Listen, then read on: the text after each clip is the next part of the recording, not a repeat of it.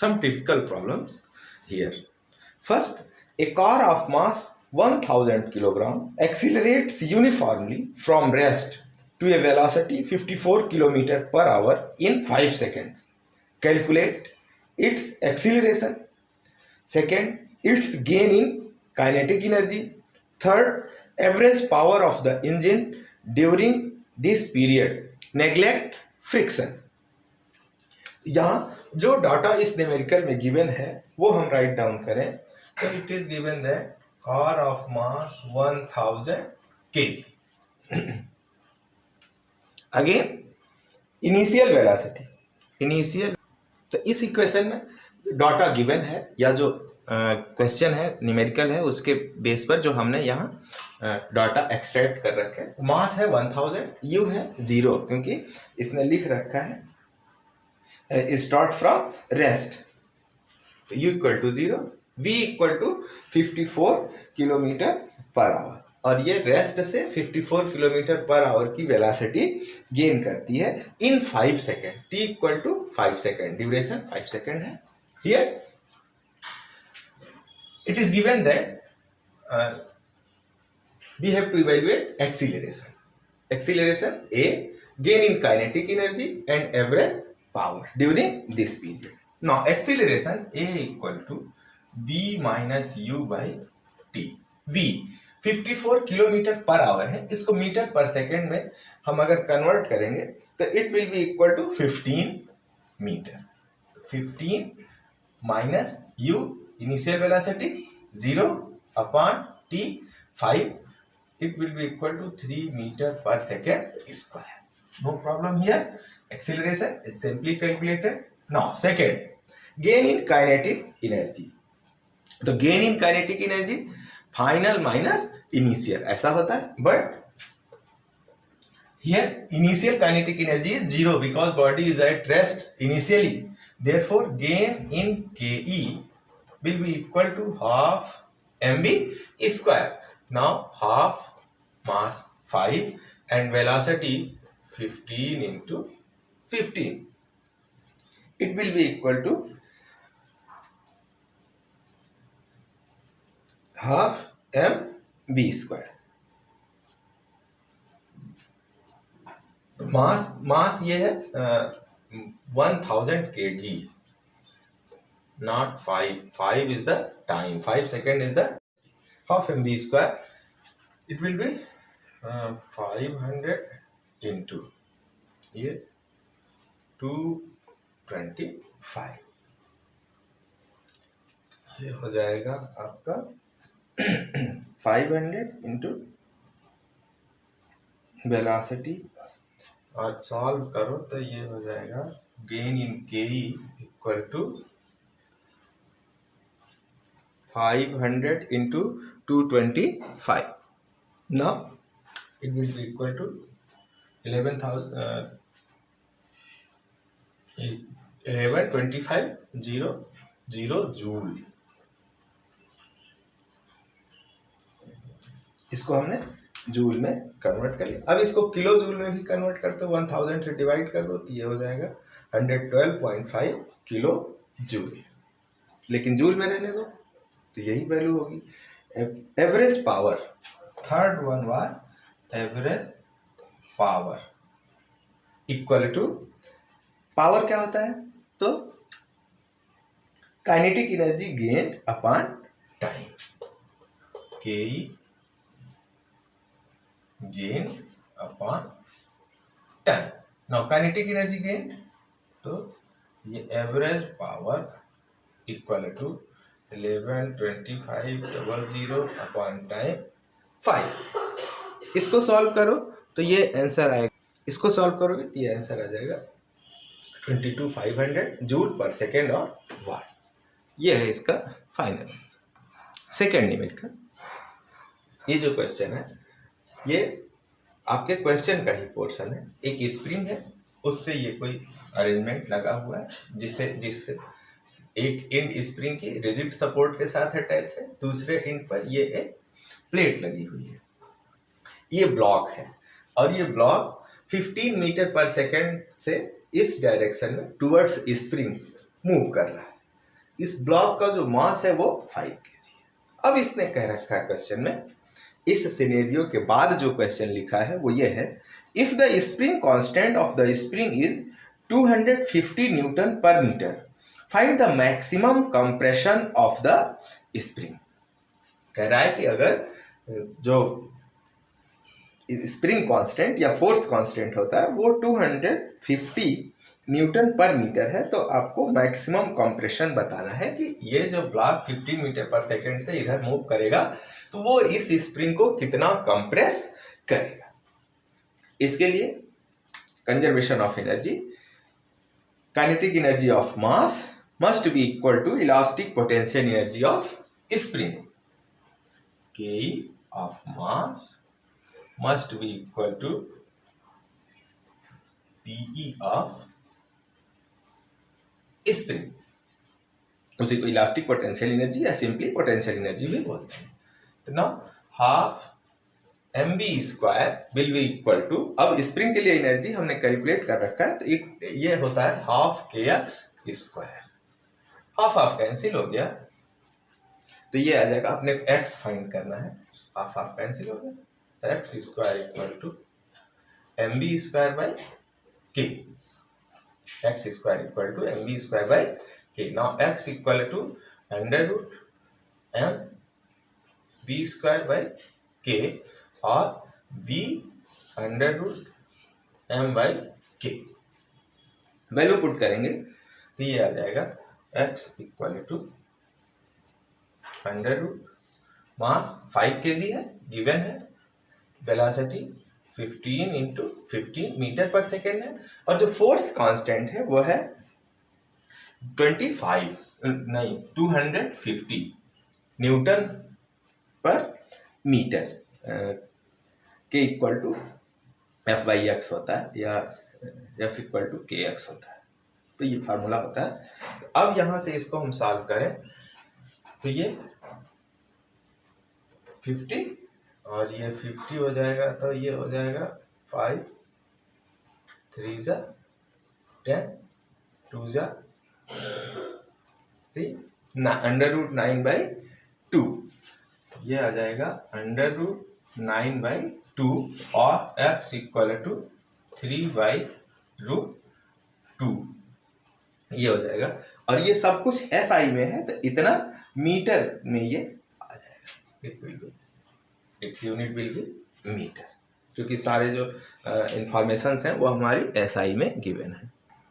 Third numerical का जो arrangement है वो ये है कि ये इस तरह से, ये क्वेश्चन का ही पोर्शन है जो गिवन है, ABC ये 3 पॉइंट्स हैं। और अब वो कह रहा है a mass 5 kg starts sliding from point A, इस पॉइंट से 5 kg का मास स्लाइड होता है on a smooth surface shown in the figure. ये स्मूथ सरफेस है, मतलब फ्रिक्शन आपको कैलकुलेट नहीं करना है। Then you have to find the velocity of the mass at B and at C। तो अब यहां भी हम एनर्जी कंजर्वेशन यूज करें, लेकिन थोड़ा सा समझने की बात है तो इसलिए इसको बोल दिया।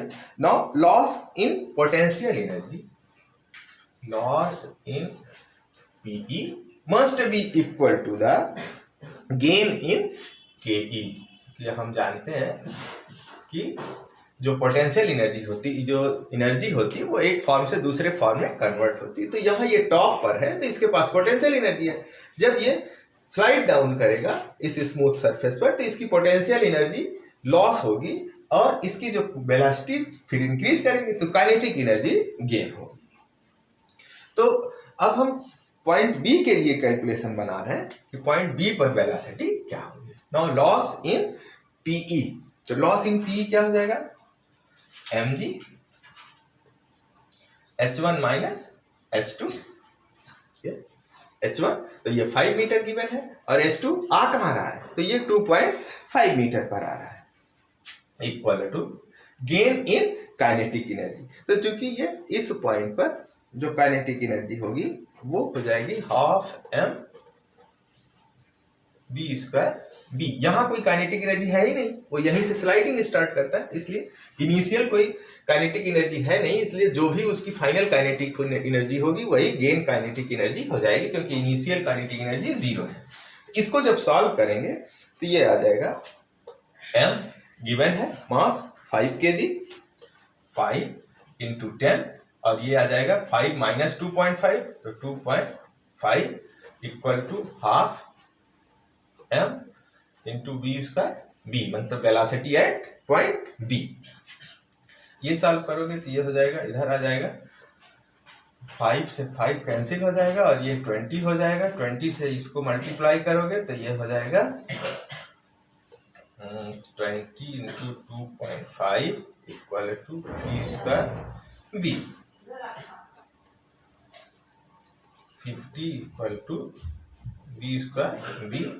Now v equal to under root 50 metre per second, ये हो जाएगी वेलोसिटी एट पॉइंट बी। अब पॉइंट सी पर अपने को कैलकुलेट करना है, तो पॉइंट सी के लिए भी यही फार्मूला यूज करेंगे ना, पॉइंट सी के लिए भी फार्मूला हमारा यही हो जाएगा, लेकिन उसके लिए जो लॉस इन पोटेंशियल एनर्जी है वो देखो ये पॉइंट ए से रेज फॉल कर रहा है और फिर इस पाथ को फॉलो करते हुए पॉइंट सी पर आ जा रहा है। क्योंकि स्मूथ सरफेस है इसलिए फ्रिक्शन के अगेंस्ट कोई एनर्जी लॉस नहीं हो रहा है। तो loss in PE again mg h1 minus h2 equal to gain in kinetic energy. Now gain in kinetic energy वही m बी स्क्वायर सी। हमने मान लिया कि इस पॉइंट पर जो काइनेटिक एनर्जी होगी that will be half m B square C. m 5 kg है, g 10 है और h1 तो ये 5 माइनस 5, h1 भी 5 मीटर है, h2 भी 5 मीटर है, ये 5 मीटर तक रेंज कर रहा है। ये हो जाएगा half m B square C. 5 minus 5 0, सब कुछ 0, तो 0 equal to half m b square c। Now vc equal to 0, तो velocity at point c will be 0। ये क्वेश्चन था। नेक्स्ट क्वेश्चन है, a coconut is broken into pieces by throwing it with a velocity of 2 metre per second from a height of 5 metre. What is the kinetic energy when it is at a height of 3 metre? What is its speed at the ground level? अब यहां ये बात ध्यान देना है कि इसने कहा है कि what is the kinetic energy when it is at a height of 3 metre, मतलब 2 मीटर फॉल करने के बाद जो इसकी पोजीशन है उस पर काइनेटिक एनर्जी फाइंड करना है।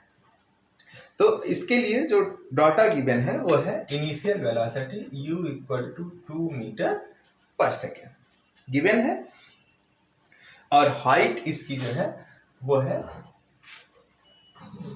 5 मीटर। 5 मीटर की हाइट है। यहाँ डायग्राम भी, रफ डायग्राम आप यूज कर सकते हो। तो ये है 5 मीटर की हाइट, यहाँ से ये थ्रो हो रहा है, कोकोनट है और यहाँ से ये थ्रो हो रहा है, इस पोजीशन पर आ रहा है। तो जब ये यहाँ इस पोजीशन तक आ जाता है तो ये 2 मीटर की जो डिस्टेंस है उतना फॉल कर जाता है, और यहाँ से ग्राउंड लेवल से जब हम मेजर करते हैं तो इसकी जो डिस्टेंस होती है वो 3 मीटर बची रह जाती है। तो velocity at 3 metre.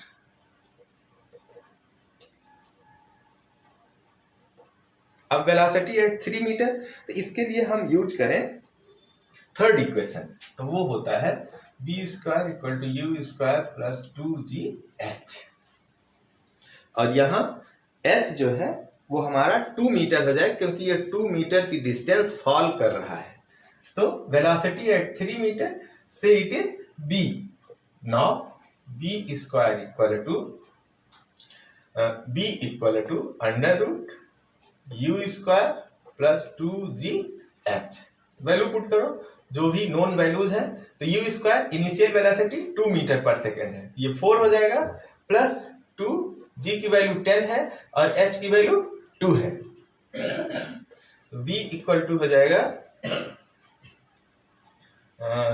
4 into 10 40 plus 4 under root 44 metre per second. ये हो जाएगी velocity at 3 metre. Now second portion में कह रहा है कि you should evaluate velocity at speed at ground level. तो स्पीड एट ग्राउंड लेवल, और भी एक चीज कह रहा है कि what is the kinetic energy when it is at 3 metre. तो यहाँ वेलोसिटी हमको मिल गई, अब काइनेटिक एनर्जी एट 3 मीटर, तो ये लिख लें के एट 3 मीटर इक्वल टू हो जाएगा हाफ एम बी स्क्वायर। तो हाफ एम है, एम गिवन है, एम गिवन नहीं है तो एम कंसीडर कर लेते हैं, let it is m, and b square equal to 44. Now K at 3 meter will be equal to 22 m joule. तो जो आंसर आ रहा है वो काइनेटिक एनर्जी का, वो m के टर्म में आ रहा है क्योंकि मास उसने दिया नहीं। तो 22 m जूल ऐसा हम उसको राइट कर देंगे। Now velocity at ground level, ground level पर वेलोसिटी फाइंड करनी है। तो वेलोसिटी ग्राउंड लेवल पर फाइंड करेंगे तो इसके लिए भी जो फार्मूला होगा वो यही फार्मूला यूज हो जाएगा, और इसको हम मान लें v g, velocity at ground level.